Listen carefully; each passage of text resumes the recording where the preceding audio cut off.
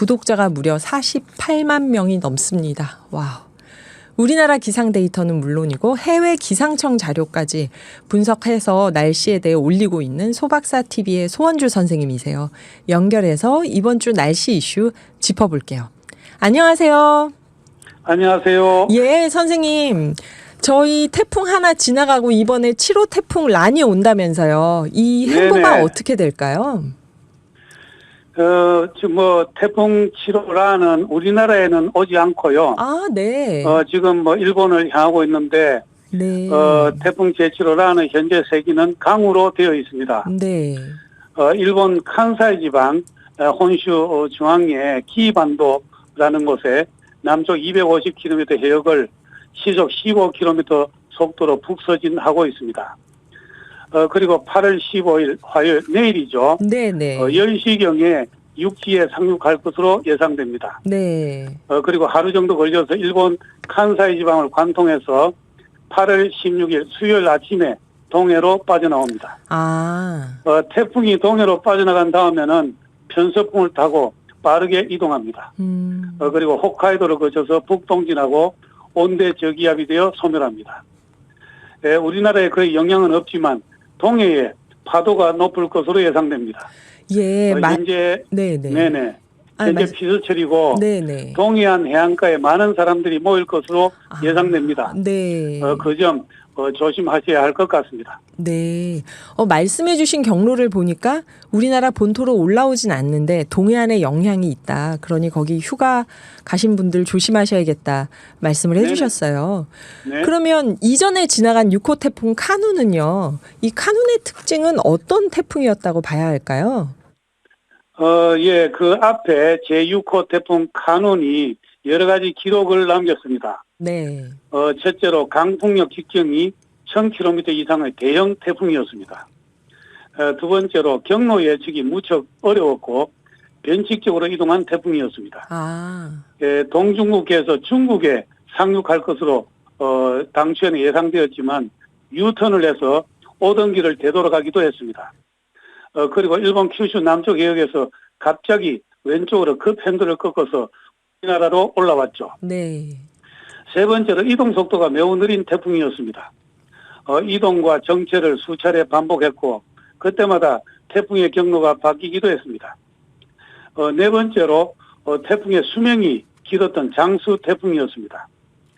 당초 장수 태풍 5손가락 안에 드는 태풍으로 생각되었지만 정밀 분석 결과 태풍으로의 수명이 14일 0시간, 기상 통계사상 11번째의 장수 태풍이었습니다. 네. 그리고 마지막으로 우리나라를 남에서 북으로 관통한 매우 희귀한 태풍이었습니다. 네. 그 정중앙으로 우리나라를 관통한 희귀한 태풍이었고 길이도 네네. 길었고 천천히 지나가고 이래서 굉장히 피해가 클 줄 알았는데 생각만큼은 그쵸? 생각만큼은 안 컸던 것 같아요. 피해가 크긴 컸지만. 예, 저희가 매스컴에서도 사전에 그러한 정보들을 계속해서 이제 보도를 했기 때문에 네. 사람들이 거기에 대한 대비를 했다는 측면도 있고 네네. 또 피해를 많이 입은 분들도 많은 것 같습니다. 네, 맞습니다. 피해 입은 곳도 많고 사망자도 있었지만 대비를 잘해서 예상보다는 적었다. 그런 거였겠죠. 네네. 세 번째는 이거 기후 손에 잡히는 기후에서 노광준 PD님 얘기했을 때 다들 놀랬는데요. 남미 안데스 산맥이 지금 남반구니까 한겨울인데 일부 지역이 40도를 육박하고 있다고 합니다. 이거는 어떻게 보시나요? 네, 남미는 지금 겨울인데 네. 남미 여러 나라가 고온 현상을 보이고 있다고 합니다. 네.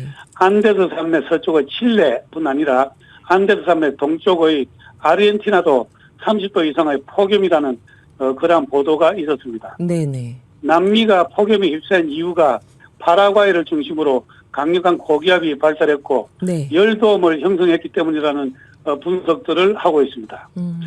그런데 남미만의 문제가 아닌 것 같습니다. 현재 지구 전체의 기온이 높습니다. 지난번에 안토니오 구테후스 유엔 사무총장이 유엔에서 연설을 한 적이 있습니다. 네. 올해 7월이 관측사상 가장 더운 달이었다고 하고 네네. 지구 온난화는 끝나고 지구 자결화의 시대로 들어갔다고 했습니다. 네. 올해 7월이 과거 12만 5천 년 이래 가장 더운 달이라는 주장도 있습니다. 아유.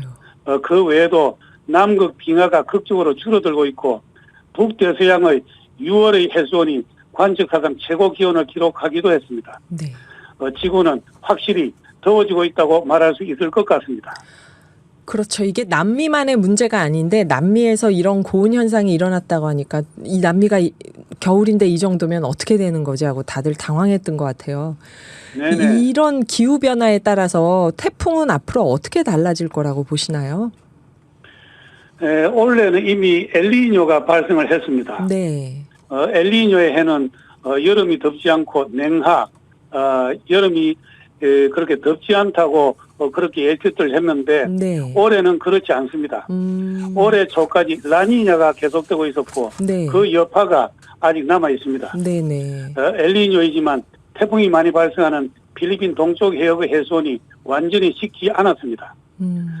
평년에는 태풍이 평균 25개 정도 발생합니다. 그런데 올해는 더 많아서 27개, 29개까지 예측하는 기관도 있습니다. 숫자도 숫자지만 해수온이 높아서 강력한 태풍이 발생할 가능성이 있습니다. 네.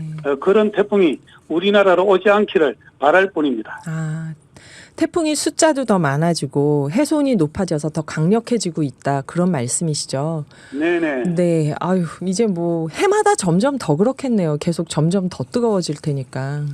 네네. 아무튼 어떤 대책을 지구 전체에서 대책을 마련해야 될 것 같습니다. 네. 오늘 소 박사님 말씀 감사합니다. 네. 다음에 또 뵙겠습니다. 네, 감사합니다.